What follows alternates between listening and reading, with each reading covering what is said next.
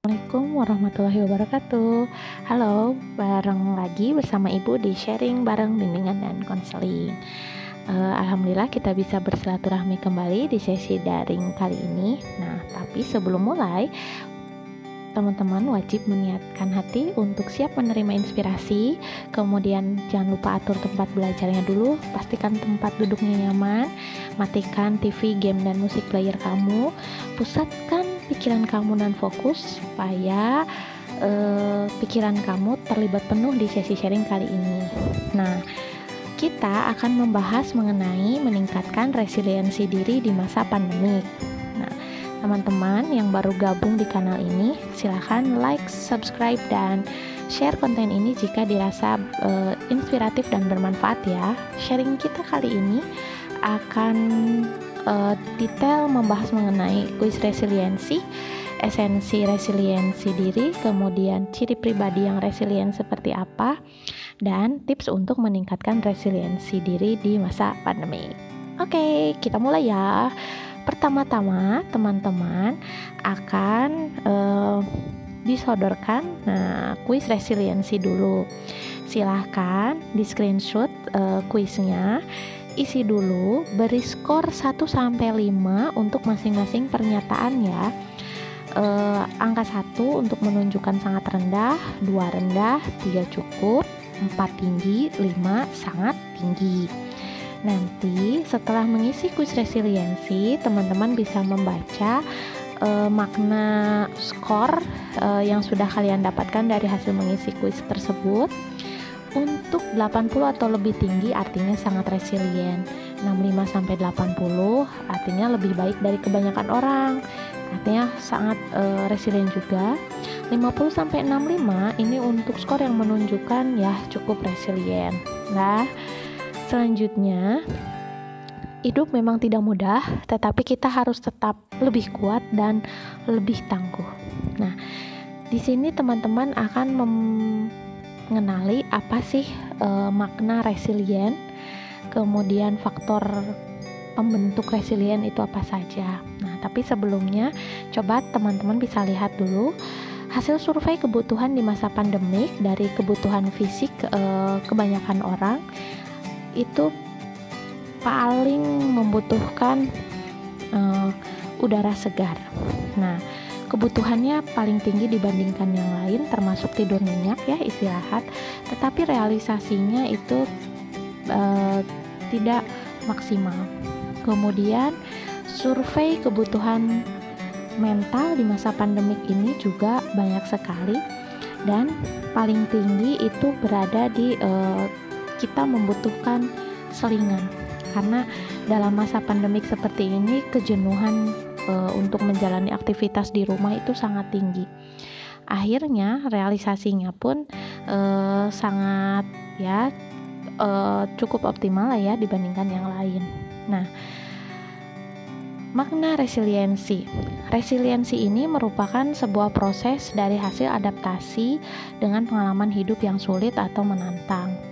Secara sederhana, resiliensi ini merupakan keuletan dan keteguhan seseorang dan dibutuhkan setiap orang karena akan menjadi sumber kekuatan yang membuatnya mampu bertahan dalam kondisi apapun.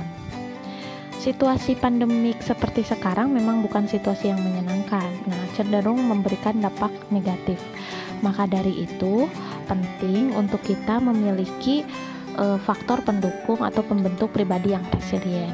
Nah, yang pertama adalah kita mengatur regulasi emosi. Di sini kita harus memastikan diri tetap tenang, fokus dalam menghadapi krisis dan mampu menyelesaikan masalah. Kemudian latih kendali impuls kalian, yaitu latih mengontrol dorongan atau keinginan atau tekanan yang muncul dari dalam diri. Nah, kaitannya memang dengan tekanan ketika kita menghadapi krisis ini ya, kan kita sering stres. Nah, jadi kendalikan stres tersebut. Kemudian selanjutnya adalah tetap optimis, artinya kita tetap berpikir dan berpandangan positif serta bertindak konstruktif dalam situasi apapun. Jangan sampai kita malah menjadi merusak atau merugikan diri sendiri dan orang lain. Selanjutnya adalah tingkatkan empati dengan merespon secara tepat kondisi orang lain.